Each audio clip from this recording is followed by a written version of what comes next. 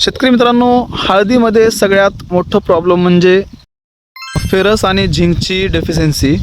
यामध्ये नत्राची पण कमतरता असते.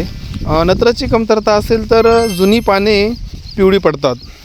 फेरस किंवा झिंकची कमतरता असेल तर नवीन पाने पिवळी किंवा पांढरट दिसतात, पण शिरा हिरव्या राहतात. नत्राची कमतरता असल्यास शिफारशीनुसार नत्राची मात्रा द्यावी.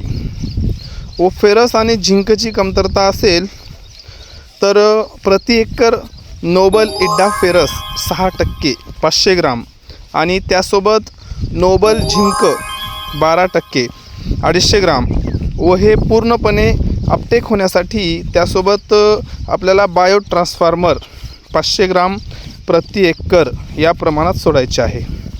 4 ते 5 दिवसामध्ये याचे 100% रिझल्ट दिसून येईल. बायो ट्रान्सफॉर्मर आपल्याला पांढऱ्या मुळांच्या वाढीसाठी सोडायचे आहे.